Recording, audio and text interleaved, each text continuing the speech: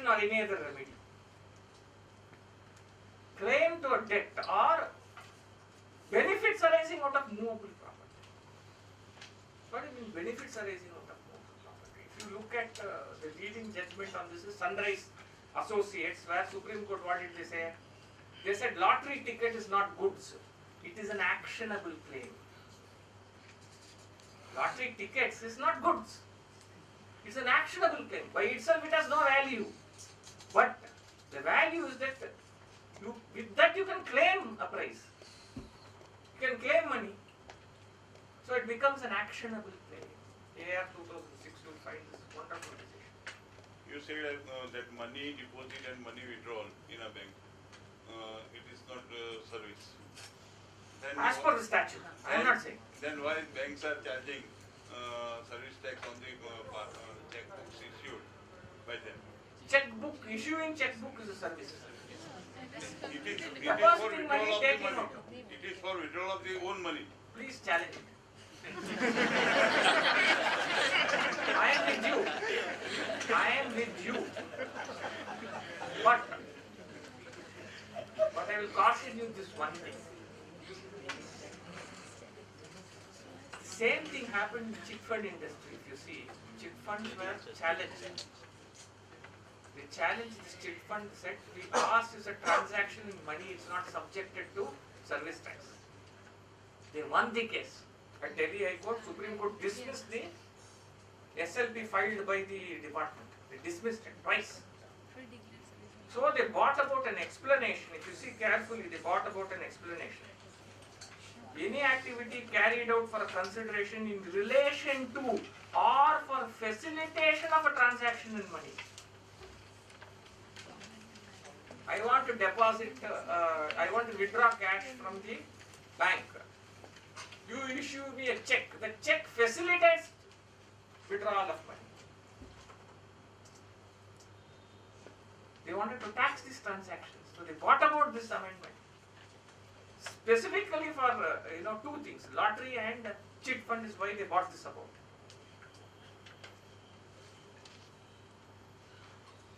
Actionable claim is a very fluid concept. If you have a benefit which arises out of a contract and you transfer that benefit to another person, it becomes an actionable claim.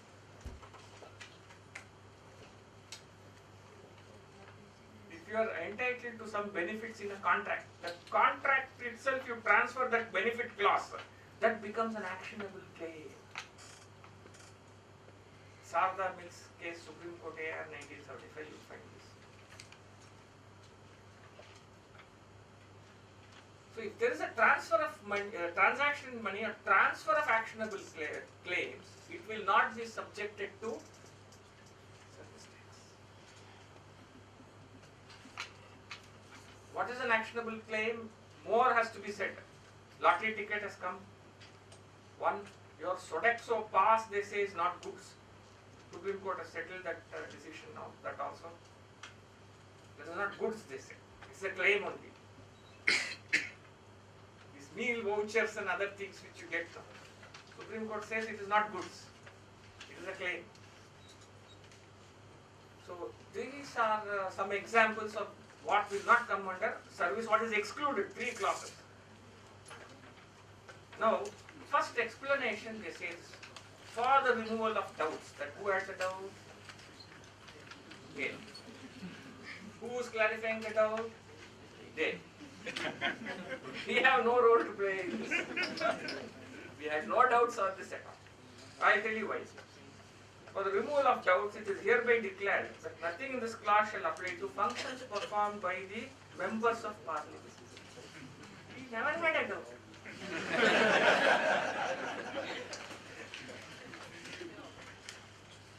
Why are you putting your foot in your mouth by saying this is not service? We are not going to tell that they are rendering any service. They are paid taxpayers' money for them to enjoy. It is another IPL, that's all. Only thing is, in IPL you see your money going to the drain directly. Here indirectly it's going down the drain. So why they put this is, they say when the member of Parliament draws some money, or member of a corporation draws some money, those are all not services. They will not be taxed under service tax legislation. That is what we say. That is explanation 1 is that. Explanation 2 says what is transaction in money, what is actionable claim. 3 things there. There was one clause was there, then they inserted the other one. What they said was, if you convert money from one form to another, I exchange dollars for rupees, rupees for dollars. The commission that is earned by the banks on that will be subjected to service tax.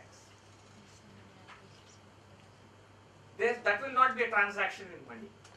Similarly, they said the foreman who runs the chit earns a commission, that will be subjected to service tax.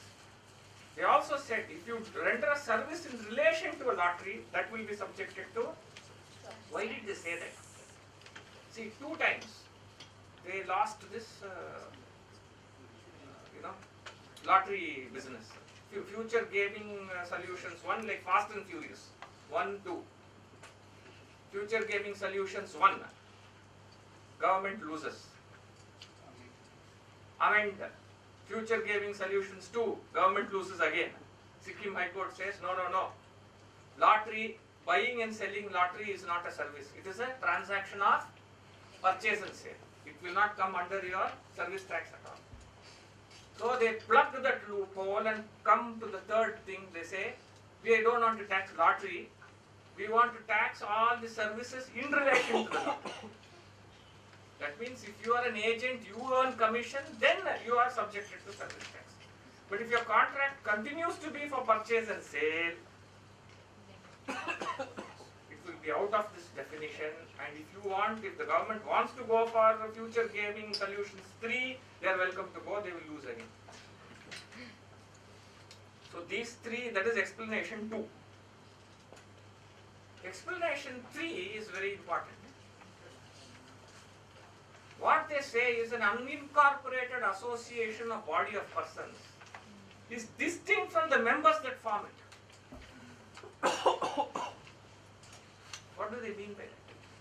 That means your theory of mutuality that is there in your Income Tax Act for clubs and associations is done away with. That means a club can render services to the members. The sports club in Gujarat High Court, that decision is there for a period prior to 1/7/2012. For a period after 1/7/2012, especially after this explanation, it will be very difficult for you to prove that club is not rendering, members are not rendering services to the, the club is not rendering services to the members. Because of this explanation. Only point of defense that you can take is club is an agent for me.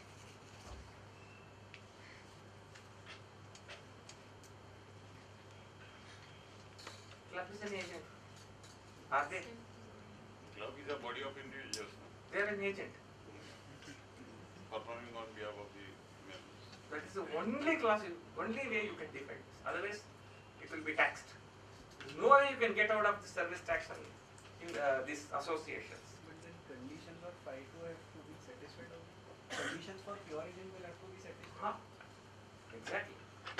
If the conditions of pure agent are satisfied, then the valuation mechanism will not operate. I am talking of the taxability. Very difficult for you to prove it's an agent. But let me tell you, there are some decisions of the Supreme Court which have talked on those lines.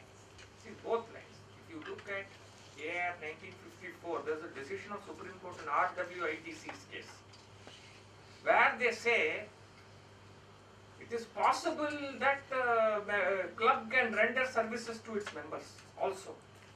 It's like an orbital. This was in 854 they have mentioned this. It is possible that clubs can be rendering services to members. So that is why in this legislation you find that they have made the clubs and the members as distinct persons. That means, when they are distinct means one can render service to another. So if consideration is flowing, it can be taxed. But here again, caution is this. Let us go back to 366.29a, because there also something was done in 366.29a to plug this. Specifically it was done. What was done? Let us look at it. Anybody was 366.29a? Is it there in the note? You see, I think subclass E will be there.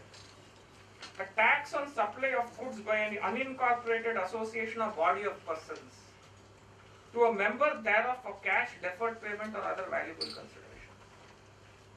So clearly it excludes a tax on goods.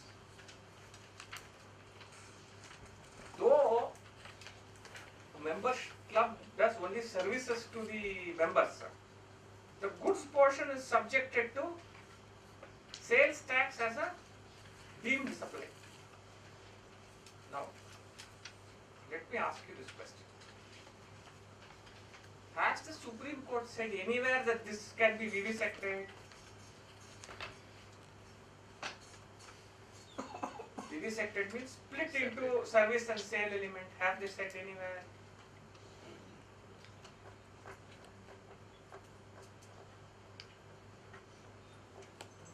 Are you understanding what I am asking? Yes. The same clause which applies here in explanation 3.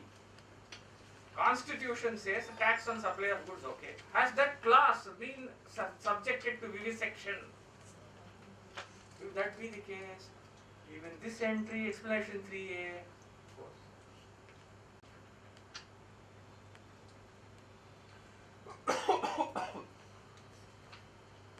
You can't tax an association if that cannot be vivisected. So you are going to have a new case law whether you can vivisect. Because in BSNL's case, they said only 2 contracts are capable of vivisection. One is works contract, and wrongly they said restaurant services. Because they did not notice the decision in Damodara Swami Naidu's case. So therefore, it is quite possible for us to now say that this explanation A cannot enforce a tax because of the constitutional issue. Quite possible for us.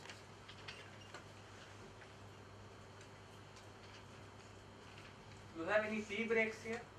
No. Very good. If you want that. Huh? If you want. I don't take tea or coffee.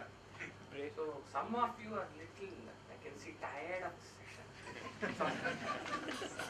I can make out. What happens is, it's a very high level Matter has directly reached to High Court before issuing of so. Which one? This matter. It should. It should reach, because the constitutional, if it cannot be vivisected, that the entire activity becomes VAT. The entire activity becomes one of VAT. You can't put 3A in service tax and tax. So what do you explain about unincorporated assets?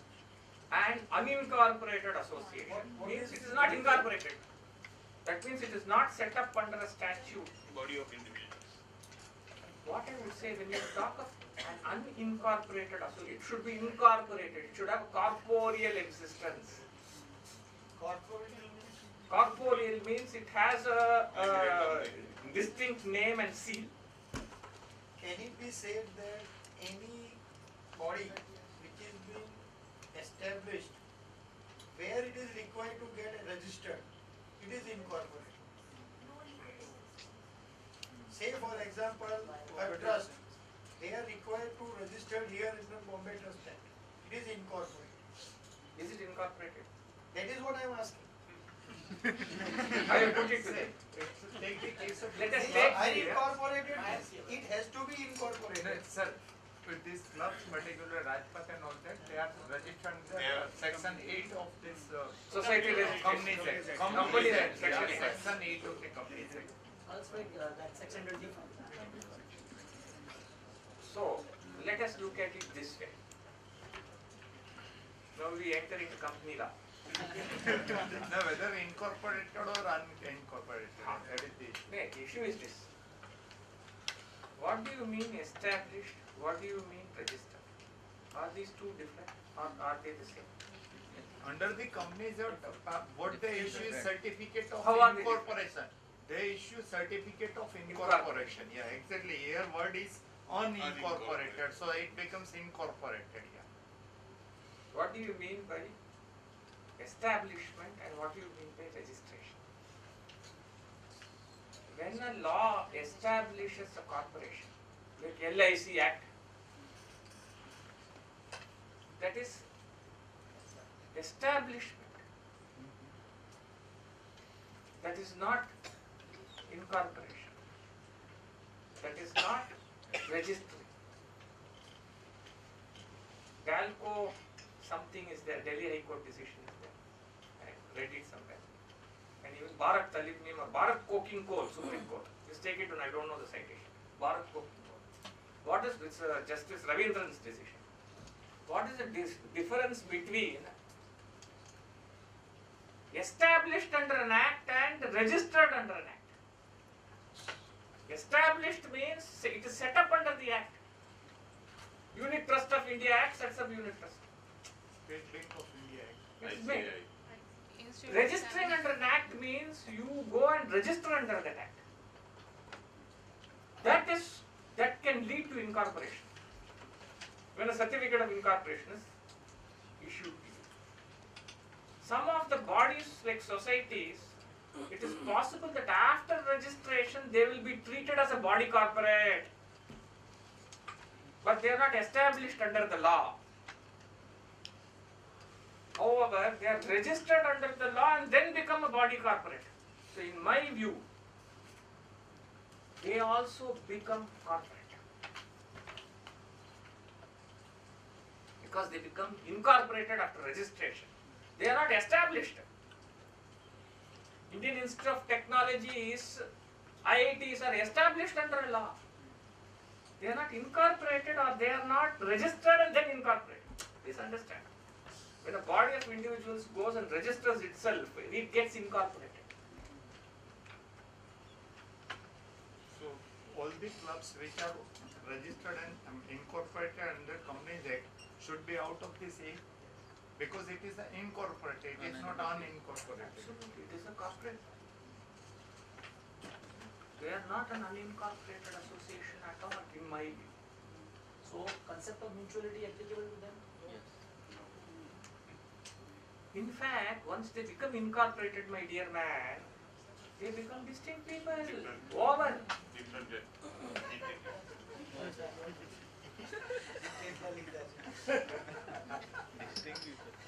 They are different. Once you become incorporated, you are different. That is why they have an explanation here. Even unincorporated persons now will be different.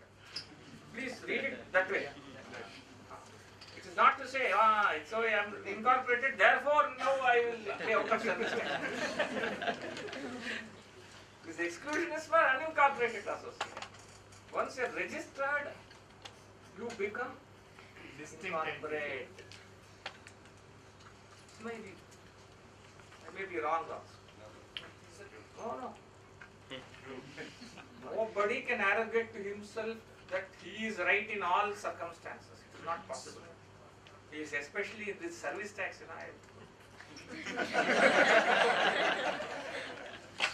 very dangerous to do it. I am telling you, the reason is, why are we called experts? It is because of the people who are sitting that side. If you had not asked me so many questions and I had not applied my mind, I would not be an expert. Simple. This is the truth of it. So many questions. This question which he asked is a brilliant question. What do you mean by incorporated and unincorporated? So I had to think and get some decision of Supreme Court. But nevertheless, it's a wonderful question. Tomorrow, the same question I can answer I can use elsewhere. That's all. So I become an expert. Simple. Process of becoming expert is very simple. Sir, universities, some of the university gets established by way of a trust. Initially they are a trust. Now they have to apply for a registration under, let's say, Gujarat Universities Act or any other similar kind of a law. Now, when gets established under that particular law for the purpose of implementation and execution as a university. It needs to have separate books of accounts and every other thing separately. Now, originally it is a trust only. Can it be considered as body corporate just because it is registered? What happens is, because it is registered, and the law makes it a body corporate with a separate seal and existence. The law deems it to be a body corporate. You may have a compulsion to have it registered, but that does not take away the fact that you get registered under the act and therefore you become a body corporate. Originally it is a trust only. Correct. And it You may continues be a to trust, you may be so and so, whatever it is. The only thing is, if you are established under an act, it is different from being incorporated under the Companies Act. You are established under the act. But for the purposes of your administrative reasons or whatever reasons, you have to register under a particular law and therefore you become a body corporate. It's bad matter. You become an incorporated association. Because it doesn't say incorporated association, unincorporated association under which is not established. Do they say so? So to this further, the question arises, that is, if an association of persons, let's say there are, a question has gone to a certain extent, that there are 3 persons who are joint owners. Prior to 1/7/2012, a question was coming, or a question was being raised that the joint owners, each one will get separate SSA exemption limit. Now the department treats it as an association of persons. Then treatment, what is your problem? Now, how to implement it? Because there won't be a ban for unincorporated association. See, association, in fact, I think your Ahmedabad bench, Justice Ravindran has given stay in most of the matters than that. Owners. Co-owners, as distinguished from joint owners. But even joint owners, in my view, may not come under association of persons. I have no association with my wife. I am only a joint owner. Correct? Joint owner with her doesn't mean I am associated with her. Is it necessary? There is no, let me tell you, I will give you an example. You take a bank loan. Bank say, bloody fellow, you are dealing with service tax. Any time you may die. So, your wife has to be made a co-applicant. Compulsory, because they can proceed against her to get the property in case of something happens to you. You become a joint owner, but you are not associated. Please. What is the famous case for association of persons? If I remember correctly, it is Indra Balakrishna's case. 39 idea, you will find this decision. One person, maybe lucky or unlucky, I don't know, he had 3 wives. Facts of the case. Because of that or not, I don't know, he died before them. What did the department say? We are going to club all the 3 wives' income and tax it as association of persons. Supreme Court said, no, they are not association, my dear. They don't even know where the income is coming from. Poor people, they have their own way. So association of person means you are getting together for a common purpose. You have a common objective. Then you become association of persons, not by compulsion. That is what is called association of persons as distinguished from your co-owner joint owner. Even in a joint owner, there is no compulsion that they are an association of persons. That is my view. There is no compulsion that they are an association. They are joint owners means everything they own jointly. Co-owners means they have a specific share. That's all. Simple as that.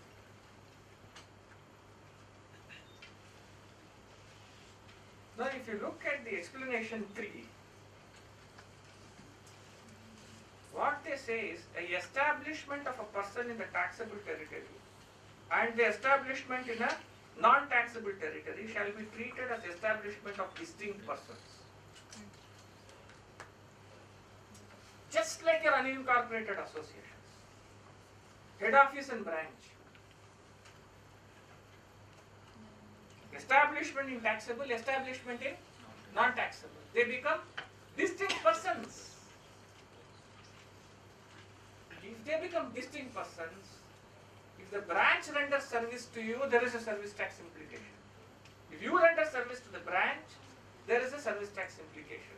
If someone outside India renders a service to the branch and you are putting it into your accounts because you are the head office, there is no service tax implication. There is no service tax implication. Please understand. If a branch undertakes certain activities in UK, let us say there is an advertising done in UK by the branch. The payment is done from India. Correct? All payments are done from India only because the head office is in India and branch is outside India. Please understand, the service provider and the service receiver both are located outside the country by virtue of this. Because that's a distinct person. Payment may go from here. Take Mahindra's case, you take tribunal, said this. You can't tax transfer of funds from head office to branches. Take Mahindra's case. You can't tax transfer of funds between head office and branch office. If the service is rendered outside India to a branch outside India, it cannot come into the service tax net merely because it is accounted in India in the books. Please get this clearly into your minds. Similar was of Infosys also, Yes, same thing. where they said that. It is not so clearly brought about in that Infosys judgment if you read it. They said that the taxes have already been paid in the respective countries, and Countries. so there cannot be a double tax. That is a very bad thing.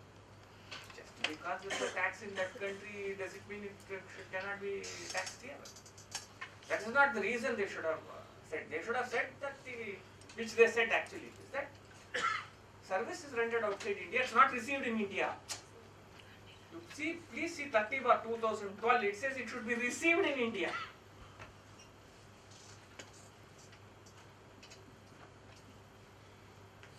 So therefore, to that extent, if you have a branch which has its own activities, you may remit money, it cannot be brought to tax solely on the ground of this expense.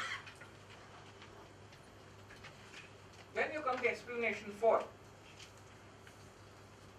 A person carrying on business through a branch or agency in that country means they have an establishment in that territory. This is very simple.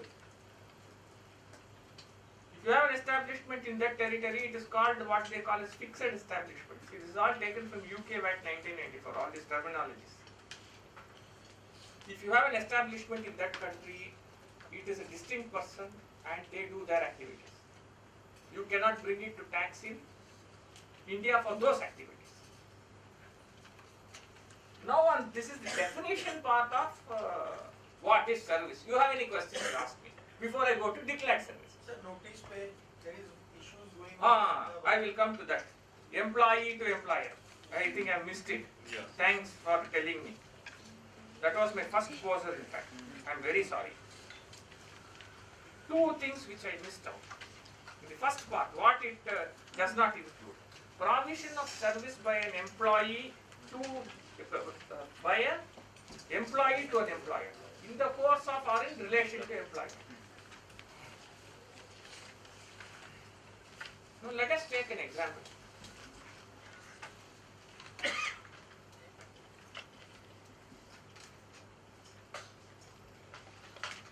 A person is deputed from, let us say, Mercedes-Benz to India. He is the managing director of Mercedes-Benz India Private Limited. He gets a salary here, he gets a salary there also. Will you tax him? Can he be taxed under service tax? His employee there, his employee here. can he be subjected to service tax? No. Anybody who says yes? But we'll have to give justification why he says yes. If it is a salary, he is an employee, then he will fall under this exclusion clause. Provision of service by an employee to the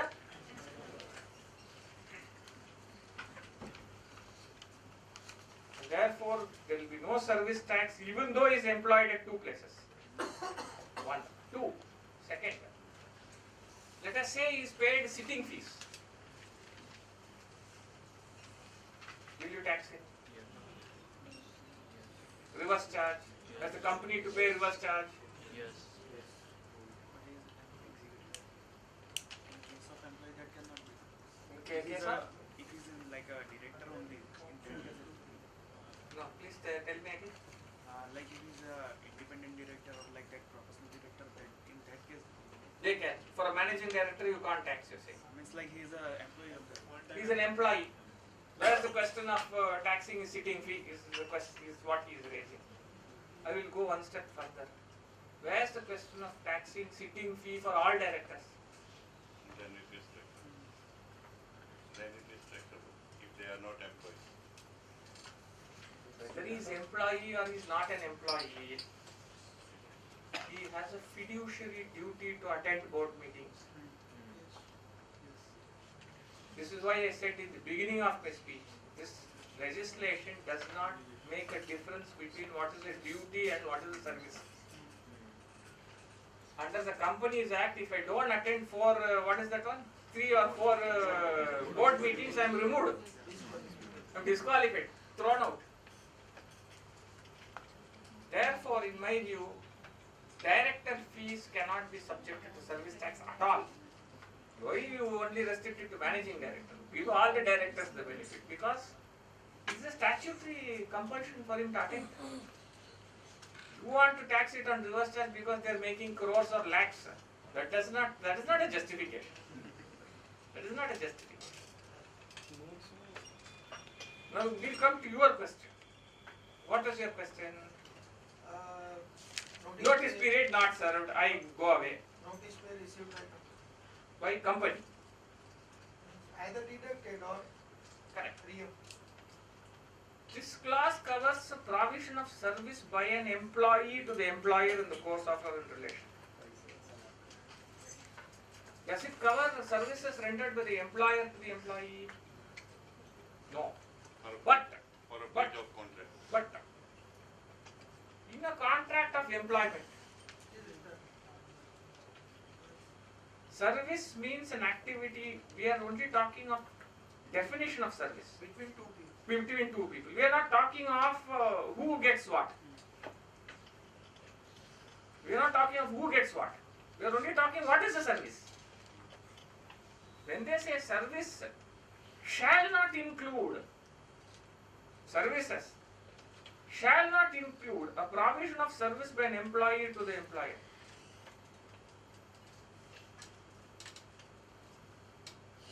Any payment that is made under that contract is out of the definition of services.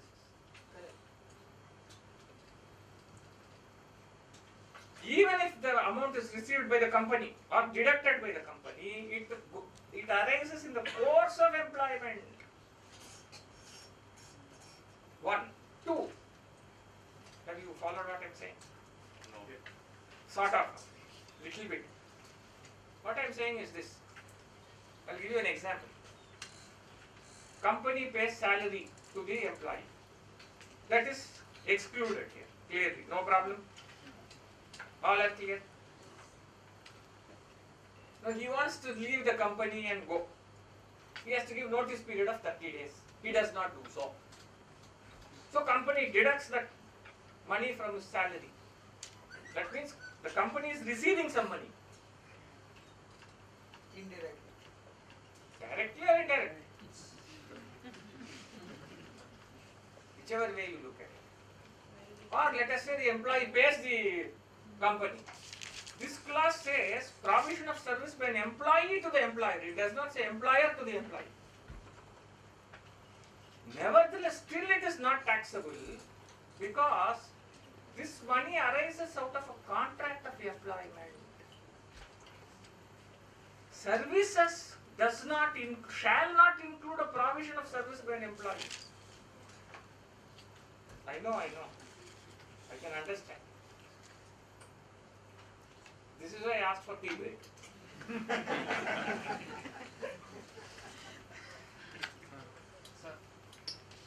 So, in my view, this will not come under, for more than one more reason is declared service. Department says it will come under 66E, they have issued notices.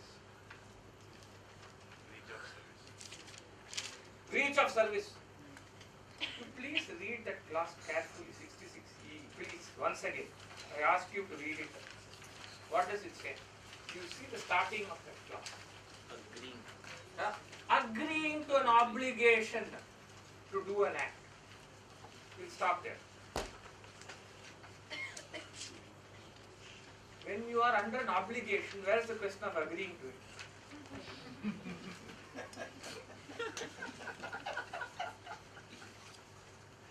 Son has to take care of father. Is there any agreement? Obligation. See, the terminology that they have used is wrong. You cannot agree to default. You cannot agree to default. Please understand. That will become contract opposed to public policy. 23 of the Contract Act. Why have initiated? You can't agree to default. They are saying this liquidated damages, you don't supply the machinery in this time, you will come under 66EE, or employee gives this money, the company is foregoing his employment service, all bunkum. Nobody agrees to any default. It is reverse actually. Actually it is reverse. When you are under an obligation, it means there is no agreement.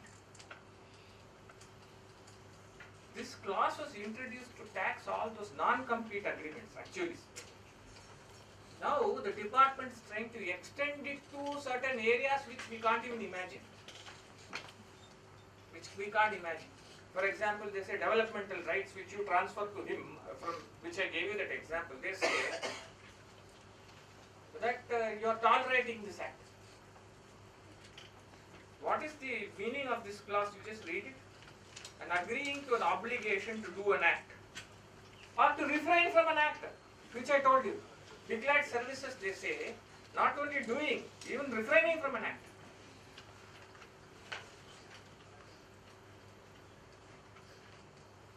Will also come under declared services as per the tolerate an act or situation or to do an act. So in my view, this employer-employee contracts cannot be taxed at all as a service, even under declared services. Yes, any other questions, please? Sir, this clause is applicable for non-service contracts. Suppose Contract supply, of goods. training, contract of transportation. What will happen? Give me an instance. Say for example, I am a transporter. I am not supposed to pay service tax. Okay. Or I am a supplier, manufacturer. I agree to do something but I don't supply. I am an electricity generator. I generate electricity and supply it to state government. But all XYZ situations, I am unable to perform the contract. Say Adani Power. In my view, So in that case, I am supposed to pay some compensation. That is called in my view, when I do something positive, first I should agree to the obligation. We'll go with their wordings only. I have to do something positive first. That I may be placed under an obligation through a contract doesn't mean I've agreed that I will default. There is no contract which says that you will default and you pay. I don't agree to that obligation to default. I only say, in fact, that should have been worded like this. If they had worded it like this, agreeing to refrain from an act. if I agree to tolerate something. This has to be in relation to declared This- services. Correct. When I say this is in relation to declared services means, then it can only apply to where I have agreed to an obligation. In relation to performance of service. Yes, whatever it is. Only for services. Can it be applied to supply? No. It If cannot. If I refrain, If I don't supply goods, it is in relation to goods. If I don't deliver the land on time for him to build the building, he pays compensation. he pays compensation. It is in relation to immovable property. If I am unable Yes, to ma'am. Only if I have a service obligation, what is called performance guarantees. perform. What is performance guarantees? Nobody gives a guarantee for a cow that he will sell. It will give 10 liters of milk. Not possible. Every day and day in and day out. It cannot be done. So only where there is a performance guarantee given. And that too only for services. Not for goods. Performance guarantee is only for services. There also I am saying you can't implement this. As per me. But that you can issue notice. We will fight it out. But when you say machinery is to be installed, I can't get the machinery in time. That is goods. Or you don't build the building within some time. And therefore I am going to pay you 5,000 rupees per month rental compensation. Will that come in 66 CE? Immovable property. Yearly exclusive right for decoration of a hall is a declared service. Which one, sir? Monopolistic right. Yearly exclusive Monopolistic right right. What is that? Like exclusive rights, what he's saying that. rights given for decoration of a hall for marriage and other functions. Hmm. Is it a declared service? Money received for giving an exclusive right. In Ahmedabad we have I don't know. Please tell me the in transaction. Ahmedabad we have some facilities like that. Some ground owners permanently annually engage some contractors. Whosoever want to perform any functions, marriages, only that decorator can come and do the business and collect the money directly from the function arranger. That Pandal and Shamiana contract. Pandal Shamiyan. But the landowners gets the money from that decorator in lump sum or say annual or monthly. Annual fee. One time fee or any time means he It may gets be the money certain and he gets proportion some. of the certain proportion of the charges levied by that So he is doing profit sharing from that. There are two models. One is fixed amount. Whether occasion are there or not. For a hall he is a No, annual some lump sum amount or individual program Why wise. does he, who is this man to give him the right? The party plot owner. Normally party plot owner or the No, whole no, owner. that, Whole owner. Banquet hall, they appoint a decorator, and that decorator is supposed to conduct all these decoration functions for a particular period of time. Okay. And the decorator will collect the money from the person who holds the party or anything. Okay, that means I'll understand it this way. I am a owner of a banquet hall. Now I have to come only to you Yes. and for decoration of this. So I give this completely to you for a lump sum. Yes. And then you will decorate and you will charge from the individual customers. Am I right? There are two models. One is that I may give it to you on a lump sum and you do it. Or I may have some arrangement where some portion of the revenue comes to me. Right? Some profit sharing. So what I do is essentially I give over my right of decoration. I tell you only can do it. Is it like that? Or I don't even have a right to decorate. Yeah, that is the fact. I don't have the right to decorate. I have to call you only. Right? So in my view it is this. Whatever portion that I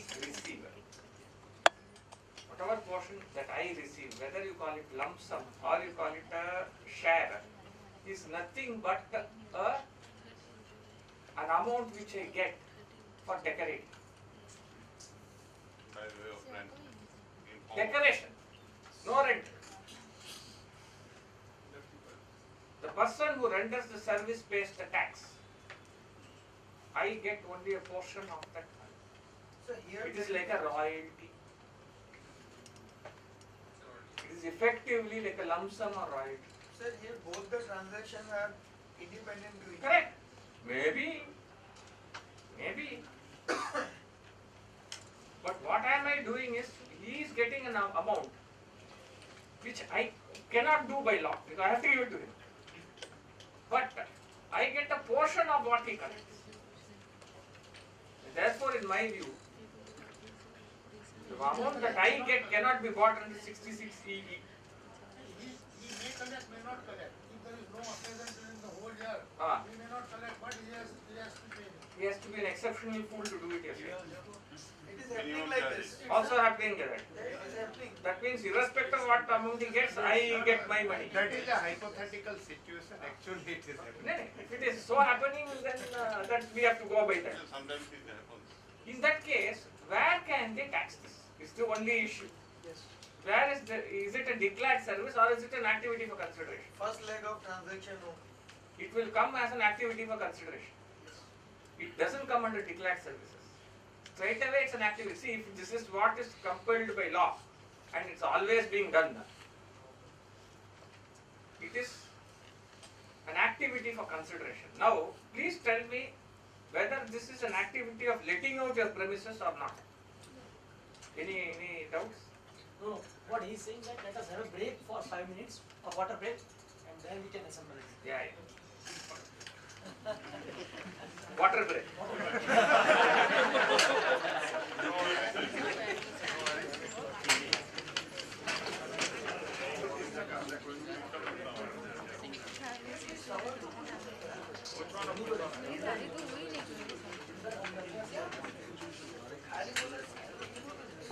Ah, yes, sir.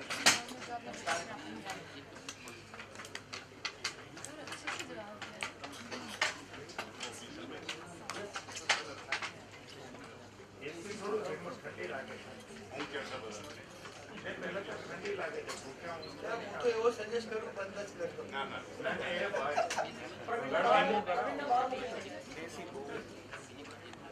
Shall we start? Yes. Now we'll come to your declared services. In declared services, why have they declared it first of all? Yes, sir, they are not services. Yes, correct. Absolutely you are right. The legislature is not confident that these are actually services. They have a doubt. So they declare something as service. Because you may think that it is not service. Right? He said correctly. Rental of immovable property can never be a service. But it's what you said, isn't that? He is right. Rental of immovable property can never be a service. So they declare it as services. They want to be clear that it is included there.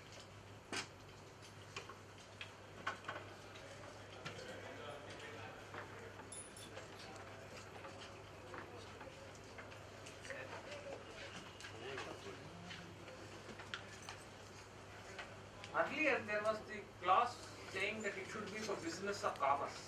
Now such a thing is not there. At the same time, small mercies, they have given exemption notification for rental of house when they are used as a residential accommodation.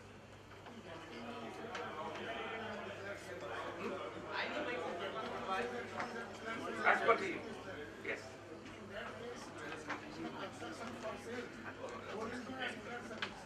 Construction for? Pay for reason? If something is not service, which is declared service and then taxable, and in that case, so construction for sale, that portion and this portion is also not a service. So what is the issue?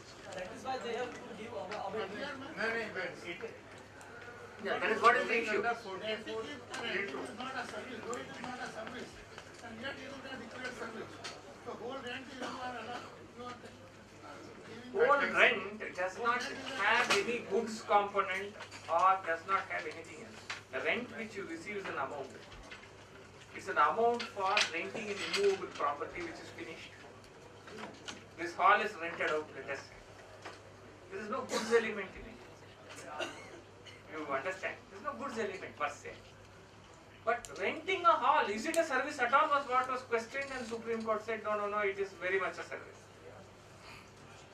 So we could not get over that. Especially this Tamil Nadu Kalyan Mandap Association and other things, where they said Mandap keeper renders a service.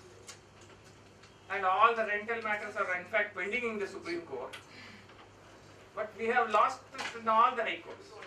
No high court has taken a view that renting is not a service. So rental per se is a declared service. The law is settled by several high courts. Unless it is upset by the Supreme Court, there is nothing we need to discuss in that. Yes, if you have any doubt. Suppose the company takes a residential flat on a rental basis and no identified employee would be staying, but any employee with his family would stay. So It is exempt, sir. will it still be? Because the residential accommodation is used for the purpose of residency. May not be by the company, but by the company's employees. It is used for the purpose of residence. So it's a good question. Fact is that even though the company is the one which is hiring the flat, it is used as residence by the employees of the company. And therefore, because it is used as a residence, there is no question of levying service tax. And it comes in the negative list itself. Then you come to construction of complex, if you see it. Here also please understand one thing. Only the service component can be brought to tax, I repeat. Your sale component cannot be brought to tax because it can be challenged. Services itself, taxable services itself means it should be a service. So 66 EB and EH, two are there which competes in this. Now your only issue you can have here is, where do I classify? Can the department force me to classify under one heading? I go under B, can they say you should go under H? Or I go under H, can they say you go under B?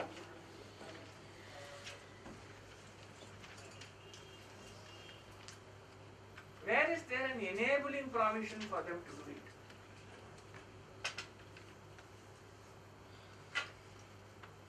Supposing today I go under 66EH, they want to say it falls under 66EB for some reason, because you can collect more tax in that, let us say.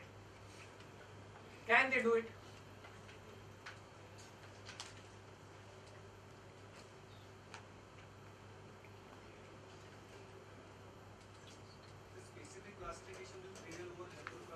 That's why I'm asking you.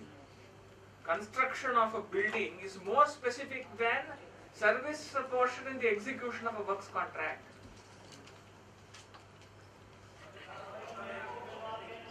What will happen? Have you thought through this? So we have to apply the provisions of section 66F. I'm glad that you said it. Supreme Court in L&D also said that if you are on your own land building for somebody, then also it is a works contract. I don't know what they said in that. Let me tell you this. Since you asked me this question, you are in trouble. Because I will spend so much of time on this to tell you why that decision is not correct. I will tell you why that decision is not correct. L&D so-called three-bench decision. What was the question asked to the Supreme Court? Can anybody tell me what question was asked to the Supreme Court?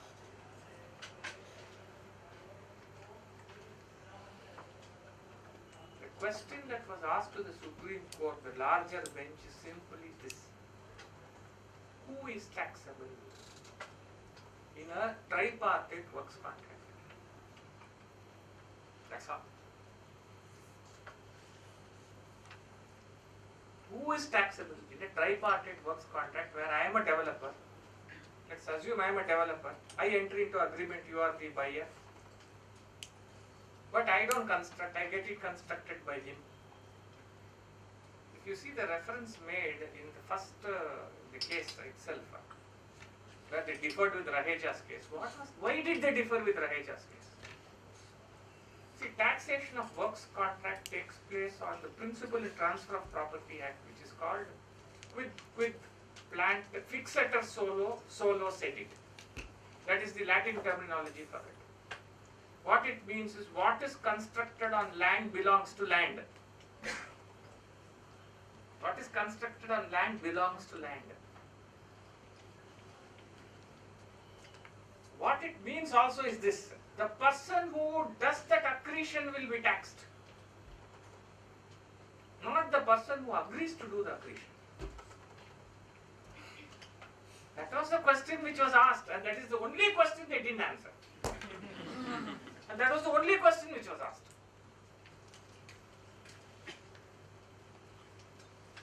The contractor, he is the one who does the principle of accretion. And therefore he should be taxed, not me who enters into I am only a dealer. I am a trader in services. Please understand. The Supreme Court has thought of only sales tax. When it comes to services, you must think of this. Please make this distinction. I am a supplier of services. He is a provider of services. Supplier of services cannot be taxed under the current regime. Supplier of services can be taxed only when GST comes. It cannot be taxed now. In other words, what I am saying is this, please repeat, I repeat this. I am a chartered accountant, I get an auditing work to do. I can't do it, I give it to you. Nevertheless, I bill. I don't need to pay service tax. I am a supplier of services. He is the one who provides. Till such time, provision of services is included in supply by the GST Act, there is no question of taxing a person who supplies the service and does not provide it. Supplier is a fellow who agrees. Likewise, a person that is a builder or developer is a person who agrees to supply the service. The person who actually does the service is the contractor. And the principle of accretion, if you see that another L&T decision where they said subcontractor will be liable, not the main contractor, why did they say that? It is this principle of accretion that they applied. So therefore that L&T decision is wrong for this reason. They should, in any construction, tripartite construction contract, the person who is liable to pay the tax is the contractor, not the builder or developer. And when it comes to services, you should take this stance that he is supplying, he is not rendering. He is not providing. Fine. So this is the legalistic answer to your question. Still, sir, as on date, the LND judgment will act as an arbiter dictum. I don't know what the L&T decision says. Set out a whole number of things and said they will be taxable. And when they were confronted with the question of double taxation, you see what they have said. In one paragraph at the end, they say that double taxation will be left to the assessing authorities. Which fellow has given you the benefit of double taxation? This is what the L&T judgment says. As far as double taxation is concerned, we leave it to the assessing authorities. How can you do this? That was a question which was asked to you. It is not arbiter. The entire judgment has to be rewritten and revisited by a 5-bench. And I don't think this is the last word which is said on works contract. 5-bench will look into it, 7-bench will look into it, 9-bench will look into it, 11-bench will look into it. So that means you are sure of your practice. So if you don't worry. GST comes, also old matters will continue, new matters will See, as far as practice I see all these seminars, every now and then these people hold seminars. Practice opportunities for CAs. Not necessary, any number are there. Every law is a practice opportunity. Every complication in the law is a godsend. Every judgment of the courts is a godsend. You can apply for, you can apply against, you can do anything with it. Now coming back to that question, 66F. Can you classify it based on 66F? 66F is not at all a classification section. Please read 66 here. You have it? Yes. Is it right here? It is for principles of taxation what is to be applied.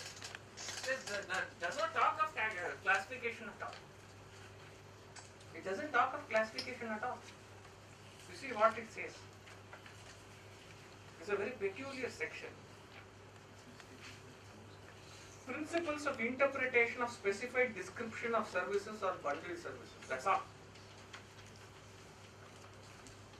How do you interpret what is a specified description of services or bundled services? You see, it's a funny section. Why I say it's a funny section is because you look at it. Where a service is capable of differential treatment for any purpose based on its description, more specific description shall be preferred over a general description. Now, how do you find out which is specific or which is general? Not only the act, not only the rules, you will have to go into the exemption notification also. This is the first time you are going into delegated legislations or exempted legislations to find out where your service will fall. For example, package 2, where does it fall? It is not there in the act or rules. It is there it was there in an exemption notification, now it is removed. So 66F will be used, you can even look into an exemption notification to see which is more specific.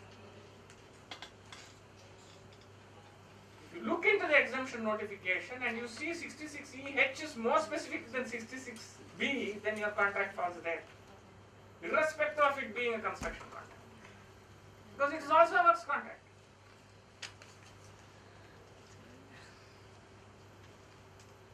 So specific versus general, that usual theory in excise and customs will not apply to service tax. You can classify in B or in H because the entire scheme supports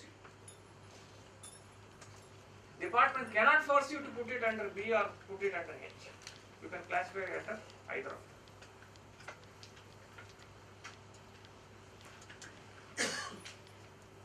Is there any issues in this B and H that you have specifically? You can ask me. Ask me specific issues which you have in B and H. Anything is there? Can we take sandwich On? link to this construction? Senvet on what? Link to this 66EB. BU is received. Building usage certificate. Completion certificate. Completion certificate is received. Okay. Completion Uh-huh. certificate is received. So you want to reverse that Senvet credit rule 6 you are telling. You are coming there. Huh? Is it needed? Not needed. But the question is this. When I go into construction of a building, I will take certain Senvet credit. Correct? My intention to build it is for the purpose of, I don't know. Could be rental, it could be sale, it could be anything else. Right? So at that point I take Senvet credit. And I am also rendering, I am paying service tax, saying that everything I am going to sell or I am going to rent, one of the two. When I finish the building, let us say that 30 flats are not sold out of the 100. Subsequently, I will be only paying stamp duty. There is no question of paying service tax at all. Now, when you avail the Senvet credit, what was your intention is the test. The test is not what happens 3 years down the line or 4 years down the line. So, even if a portion of this has been used, the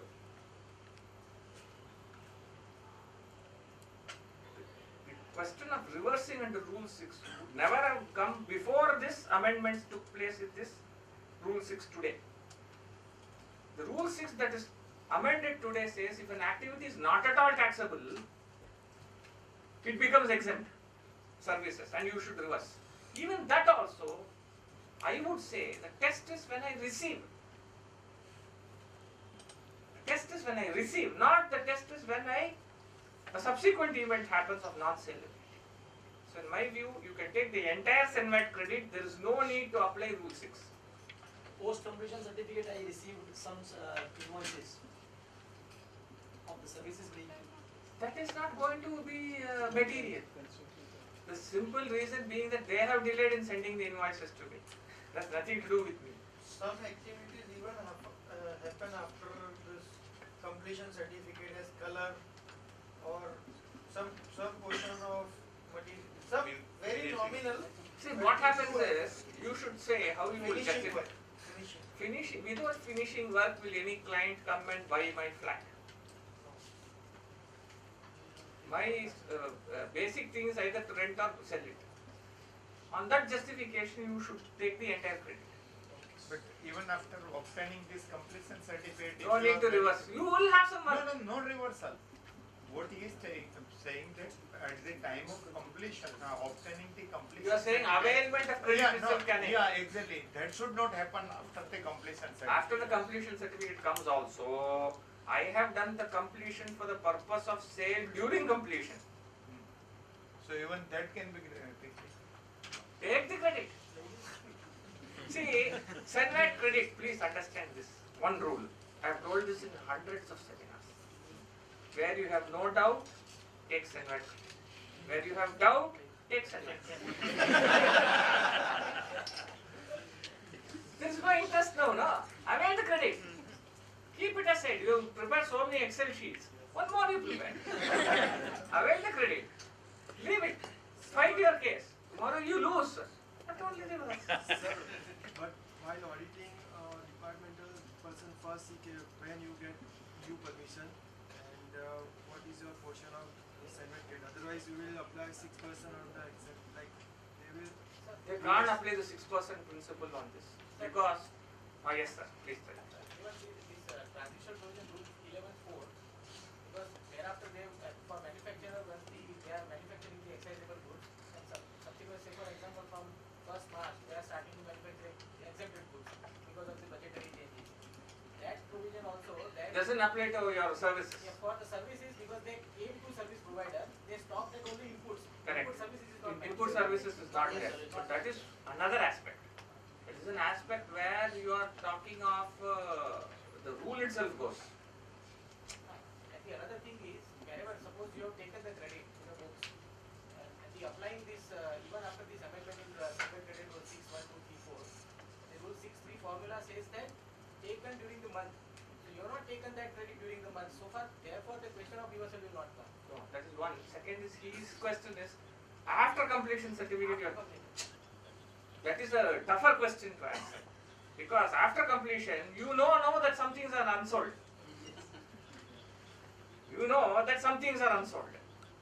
And now from tomorrow onwards, you have to pay only X tax. Then after that, can you?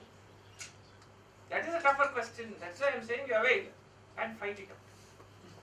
So how do we justify Don't you this intention theory for taking Senvet credit? Everything you can't justify. I'll tell you why.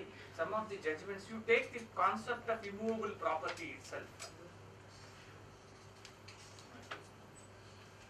There are two principles in immovable property. Mode of annexation and degree of annexation. To what degree it is annexed is based on intention. What is the mode of annexation can be seen. Whether it is fixed in a concrete, it is taken out of. What is the degree of annexation depends on what is my intention.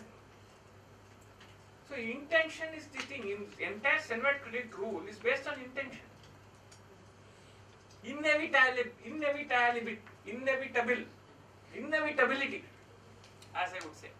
If something is inevitable, Senvet credit has to be granted 100%. The theory of something being inevitable. I produce X goods. Y goods comes out. Also, byproduct, waste product, whatever it may be. It is inevitable. It is inevitable in a transaction of real estate that there could be something which is unsold.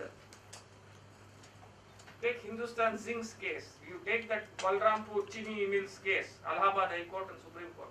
Inevitable. It is inevitable. I can't help it if it is not sold. But that does not change the fact that I wanted to sell it prior to completion. Use this. Have you understood?